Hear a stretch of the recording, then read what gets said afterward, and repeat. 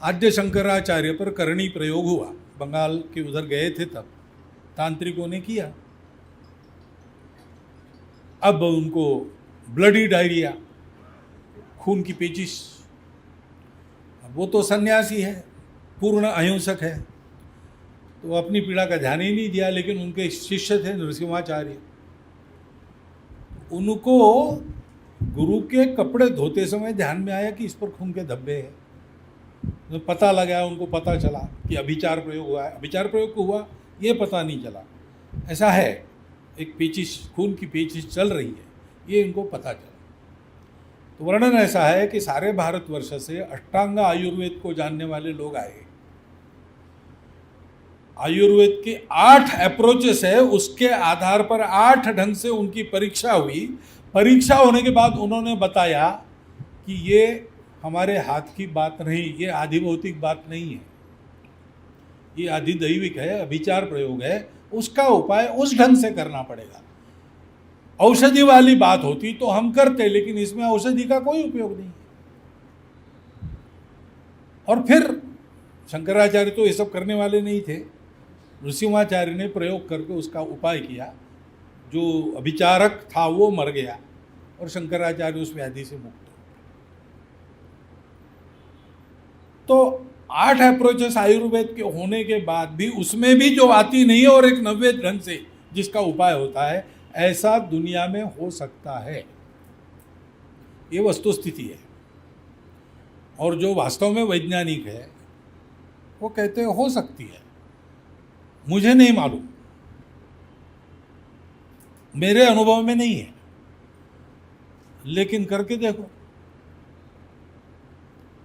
एक पुस्तक है लाइफ आफ्टर डेथ, अमेरिका के एक प्रसिद्ध एमडी फिजिशियन ने, नाम है उनका अमेरिका में, अब है कि नहीं पता नहीं, क्योंकि बात मैंने वो पढ़ी, वो भी 30 साल पहले पढ़ी। तो कभी कभी ऐसा होता है कि आदमी बताया जाता है कि अब ये गए और उसके बाद वो वापस आ जाते हैं, एक आध बार ऐसे होता है। तो उन्होंने ऐसे 1000 लोगों का परीक्षण किया, इंटरव्यू लिया बाद में। वो 1000 लोग अमेरिका के अन्य भागों में रहने वाले थे, अलग अलग बैकग्राउंड के थे, काले गोरे पीले सब प्रकार के थे, तरह तरह के व्यवसायों में थे, पढ़े लिखे थे, अनपढ़ भी थे, गरीब थे, अमीर थे। तो ये डिक्लेयर हुए कि ये मर गए, और एक 3 मिनट के बाद, कोई 20 मिनट के बाद भी वापस आ गए।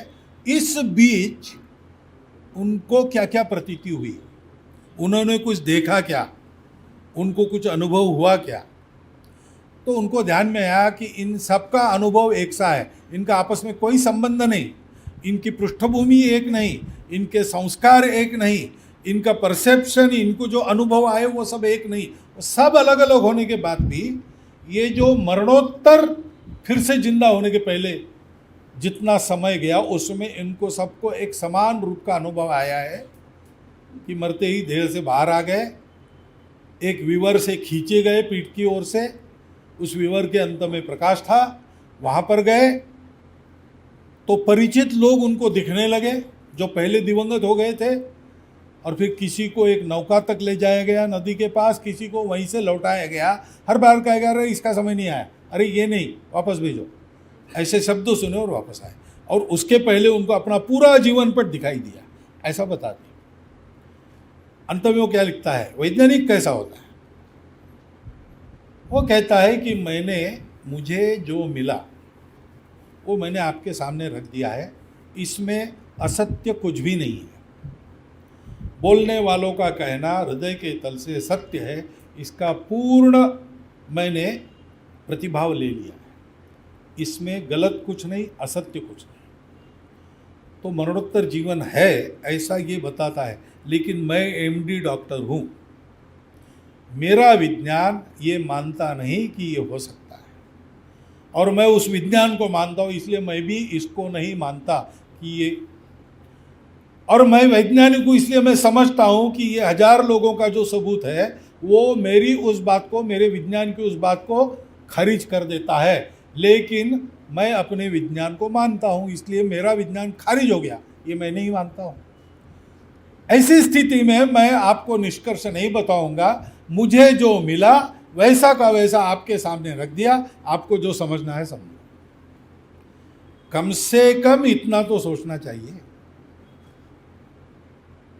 हमारे वेद ज्ञान के भंडार है, और ये ज्ञान का केवल एक पहलू है जिस पर आप काम कर रहे हैं, मनुष्य को स्वास्थ्य को लेकर। लेकिन आत्म साक्षात्कार से लेकर तो शिल्पकला तक सारी बातों के सूत्र उसमें से। अब ये मेडिकल साइंस की बात इन्होंने कही, पुरी के शंकराचार्य जो थे पूर्ववर्ती, उन्होंने वैदिक मैथमेटिक्स लिखा, उनको गणित वेदों से प्राप्त हुआ। यहाँ अपने आईआईटी में श्री राजीव होले और हमारे डिडोलकर विज्ञान भारती के जो लोग थे, उन्होंने वेदों के वर्णन के आधार पर एक ड्राई सेल तैयार किया, उनको उसमें वो इलेक्ट्रिसिटी मिल गई। अपने यहाँ हुआ है। उनको एक शब्द नहीं मिल रहा था, शिखुमुख क्या है, शिखुमुख क्या है, तो किसी संस्कृत पंडित कवरणेकर जी के पास शायद गए या सुदर्शन जी के पास गए। उन्होंने बताया उनको, शिखी यानी मोर, उसकी शिखा होती है ना, 3 तुर्रा होता है, तो उसके जैसा रंग तो नीला। नीला क्या होता है? Copper sulphate. तो फिर आगे बढ़े वो प्रयोग। ऐसी कई बातें हैं, जगह जगह पर लोगों को मिलता है। लिंग्विस्टिक्स, भटनागर जी है एक राजस्थान के, उन्होंने वेदों में से पूरा लिंग्विस्टिक साइंस निकाला। इन वेदों में से सब एक तरह से ये हमारा संपूर्ण ज्ञान विज्ञान का कंप्यूटराइज्ड कोड बुक है। लेकिन केवल उतनी बात नहीं है, क्योंकि हम लोग केवल शरीर के पीछे भागने वाले नहीं हैं। अविद्या मृत्युम तीर्थवा विद्यामृतम अश्नुते हम कर सके, इसलिए जो जो आवश्यक है उसका एक ज्ञान है, उसको प्राप्त करना है। लेकिन इसको प्राप्त करने के नियम हैं जो आ गए वर्णन में। वो नियम क्या है? तो उसके लिए एक तपश्चर्या चाहिए। सामान्य अर्थ में मैं तपश्चर्या कह रहा हूं। प्रयत्न चाहिए, योग्य बन के करना पड़ता है। आधुनिक विज्ञान में भी आपको कुछ करना है तो पहले आपको पढ़ना पड़ता है, और केवल पढ़ने से नहीं होता, आपको अनुभव लेना पड़ता है। पुस्तक में मेरे विद्यार्थी जीवन का अनुभव है। एक थाइलेरिया नाम का होता है जन, थाइलेरियासिस, उसका लक्षण क्या है? तो खून में अंगूठी जैसे उसके रूप प्राप्त होते हैं। तो एक बार मैं अपने पोस्ट ग्रेजुएट लेबोरेटरी में काम कर रहा था, रात को अकेले, तो एक खून की पट्टी में मुझे वो मिल गए। तो मैं बहुत उत्तेजित हो गया, क्योंकि एक अनहोनी जैसी बात थी। मैं दौड़ के हमारे गाइड के घर गया और उनको बताया कि ऐसा ऐसा हो गया है। तो तुरंत रात को 9:30 बजे वो तैयार हुए, हम दोनों वापस लेबोरेटरी में आए, देखा, उन्होंने कहा हाँ जो मुझे लगता था वही है। उन्होंने कहा क्या है? तो बोली ये एनामोली है,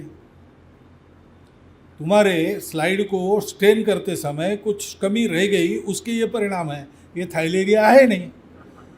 अब वर्णन तो ऐसा ही, जैसा पुस्तक में दिया था वैसा ही वर्णन है।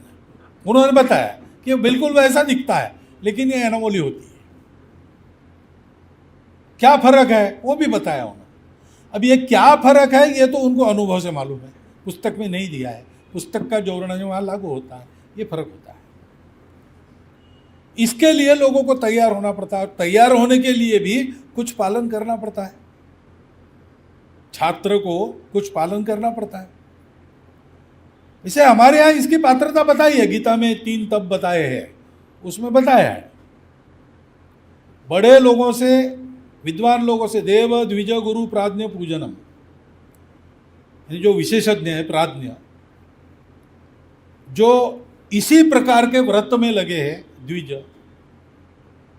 जो इस ज्ञान में श्रेष्ठ है गुरु, और जो जिनमें कुछ विभूति है, यद यद विभूति मत सत्वम, वो देव।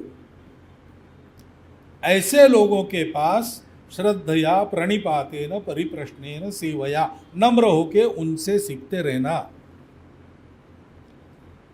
अंतर्बाह्य पवित्र रख कर ये करना, पवित्र हेतु से करना। मन में अगर किलमिश है तो गुरु विद्या देगा, आपको फलेगी नहीं। कर्ण ने परशुराम से पूरी विद्या सीख ली, लेकिन मन में एक दूसरा विषय था, उसके लिए उसको कुछ छुपाना पड़ा। परिणाम ये हुआ कि उसको विद्या के साथ एक शाप भी मिला, जो विद्या उसके गले का फांस बन गई। समय पर काम नहीं है। इसलिए शुचिता चाहिए, सरलता चाहिए, कपट नहीं चाहिए। शौचम आर्जवम, संयम पूर्वक जीवन जीना है। सुखों के पीछे भागना नहीं, चैन के पीछे भागना नहीं, उपभोगों के पीछे भागना नहीं। शरीर मन बुद्धि को तेजस्वी रखने के लिए जितना आवश्यक उतना करना, उनको भूखा भी रखना नहीं। ब्रह्मचर्यम, अहिंसा, और ये करते समय दूसरों को पीड़ा नहीं देना, दूसरों को बिना दुखाए ये साधना, ये शरीर का तप कहा जाता है। और ये सारा करते समय अपने वाणी को अनुद्वेग कर सत्य प्रिय हितम ऐसी रखना, ये वांग्मय तब कहा गया। उसके लिए स्वाध्याय, यानी जो पढ़ते हैं वो उसको ठीक से पचाना, कृति में उतार कर देखना, अनुभव से उसको सत्य सिद्ध करना, वो पूरी प्रक्रिया स्वाध्याय है। और अभ्यास, एक बार बात हाथ में आ गई तो अभ्यास यानी प्रैक्टिस, स्टडी नहीं, प्रैक्टिस, उससे उसको स्वभावगत करना। और तीसरी बात और महत्व की है, मन का तप है वो प्रसन्नता, मनः प्रसादम, सौम्यत्वम, मौनम। मौनम यानी जहाँ जितना बोलना है वहाँ उतना बोलना, जहाँ जो बोलना है वहाँ वही बोलना, जब बोलना है तभी बोलना। अस्थान असमय अयोग्य व्यक्ति के सामने बोलना नहीं, बोलने के बाद परिणाम होना है तब बोलना, नहीं तो नहीं बोलना। वाणी का विवेक ये मौन है। और वाणी का विवेक करने के साथ साथ जितना बोलते हो दुगना उससे सुनने की तैयारी रखना। तो बहुत अच्छी वाणी है तो बोलने का शौक होता है, सुनने के लिए नहीं रुकते, मंच पर से वक्ता निकल जाते, ऐसा बहुत बार होता है। अपना भाषण देके चले गए, ऐसा नहीं होना चाहिए। ये मौनम है, और उसके लिए अपने आप को बहुत नियंत्रण में रखना पड़ता है, आत्मविनिग्रह। उसके लिए भाव शुद्ध चाहिए। अभी बताया भावरूप है परमेश्वर। हम अपने भाव को जितना शुद्ध करेंगे उतना उस परमेश्वरी भाव के साथ तन्मय हो जाएंगे। फिर सारे रहस्य हमारे सामने अपने आप खुल जाते हैं, सारी शक्तियां हमारे पास अपने आप आ जाती। ये तप करना चाहिए, तो ये रहस्य हमको प्राप्त होंगे। और अब ये दुनिया के सामने रखने हैं तो हमको आज की दुनिया जिस भाषा में जिस तरीके से समझती है, उस भाषा में उस तरीके से अपने इस उपलब्धि को दुनिया के सामने रखना पड़ेगा, क्योंकि उनकी वो हितकारी है, उनको वो स्वीकार करनी ही पड़ेगी, करनी चाहिए उन्होंने। इसलिए हमको वो समझते उस तरीके से रखना पड़ेगा। नहीं तो इतनी बड़ी संजीवनी अपने हाथ में होने के बाद भी उसकी ओर पीट करके दुनिया चली जाएगी, उसका अकल्याण होगा। और उसका अकल्याण होगा तो वो हमारा भी अकल्याण ही है, हमारी विजय नहीं है उसमें। हम जीत नहीं जाएंगे अगर हम पश्चिम को अंधेरे में रख के, हम अगर विकसित होते हैं, हम अगर अपने आत्म तत्व को प्राप्त होते हैं और गौरव को प्राप्त होते हैं, तो परिणाम उसका यही होना चाहिए कि संपूर्ण दुनिया में उसका प्रकाश फैला है। सारी दुनिया तमसो माँ ज्योतिर्गमय, अमृतो माँ मृत्योर्मा अमृतम गमय, असतो माँ सद्गमय, इस पथ से आगे बढ़ रही है।